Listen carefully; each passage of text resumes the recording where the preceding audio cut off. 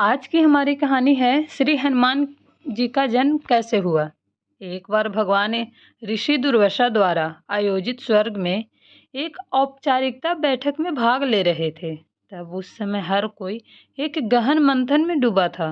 पुंजिक स्थली नाम की एक अप्सरा अनजाने में उस बैठक में विद्वान पैदा कर रही थी। तभी ऋषि दुर्वासा ने उससे ऐसा नहीं करने को कहा। ऋषि दुर्वासा की कही गई बातों को उस अप्सरा ने अनसुना कर दिया। यह देखकर वो नाराज हो गए। तब ऋषि दुर्वासा ने उसे श्राप देते हुए कहा कि तुमने एक बंदर की तरह काम किया है, इसलिए तुम उसी प्रकार एक बंदरिया बन जाओ। ऋषि दुर्वासा की श्राप बात सुनकर अप्सरा को अपनी गलती का एहसास हुआ और वो उनसे रोते हुए क्षमा मांगने लगी। अप्सरा ने ऋषि दुर्वासा से कहा कि हे ऋषि, मुझे क्षमा कर दें। मैं आपको परेशान करने के लिए यह काम नहीं कर रही थी। मुझे इस बात का तनिक भी अंदाजा नहीं था कि मेरी ऐसी मूर्खता का मुझे ऐसा परिणाम मिलेगा।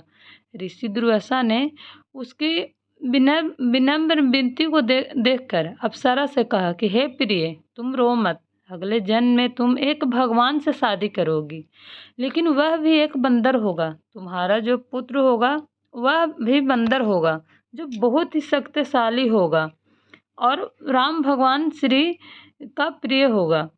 यह सुनकर पुंजिक स्थली ने ऋषि दुर्वासा का नमस्कार करते हुए दिए गए श्राप को स्वीकार किया। तब माता अंजना का जन्म बंदर भगवान विराज से हुआ। जब माता अंजना विवाह योग हो गई तब उनकी शादी बंदर भगवान के केसरी से हुई थी। इसके बाद माता अंजना अपने पति के साथ सुखी वैवाहिक जीवन व्यतीत करने लगी।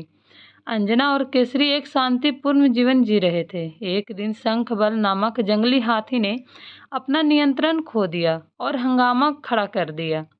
कई लोगों की इस हंगामे में जान चली गई। कितने ऋषि इस वजह अपना अनुष्ठान पूरा नहीं कर सके।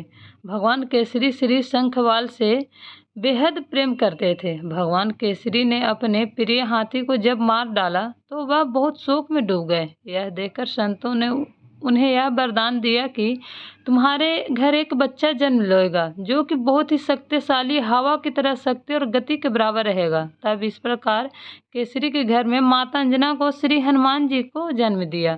यही उनके जन्म की कहानी है, इसलिए उन्हें अंजनी पुत्र और पवन पुत्र कहा जाता है।